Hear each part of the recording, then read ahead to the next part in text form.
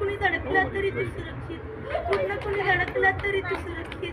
बाळा तू जगला पाहिजे. आमची सगळी धडपड पोरं जगवण्यासाठी. अरे जिथं पोरं जगवण्यासाठी तयार केली जातात तिथं पोरं खूप लवकर मरतायत आणि जिथं पोरं मरण्यासाठी तयार केली जातात तिथं पोरं मेली तरी पूर्ण उरतात. हा शिवचारित्र्याचा सगळ्यात मोठा सिद्धांत आहे. शिवकाळ हा ही जगण्याची स्पर्धा नाही, ही मरण्याची स्पर्धा आहे.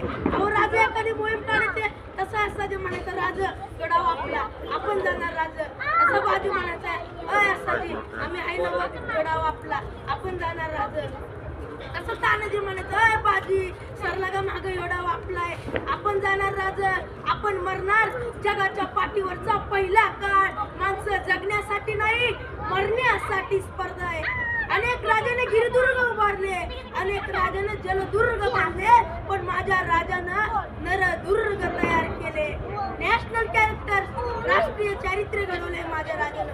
कुणी घ्यावं तानाजी बाजी असाजी कोणाची कणकोजी, प्रत्येकाचं मन सांगेल कसं जगावं आणि कसं मरावं. अहो काल परवा आम्ही परराज्यात गेलो होतो.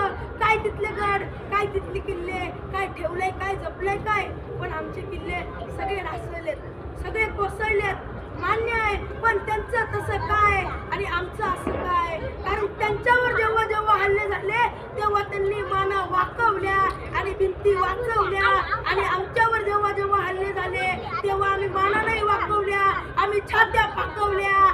ये लढ, अभिमान आहे मला आमचे किल्ले ढासळल्याचा, कोसळल्याचा.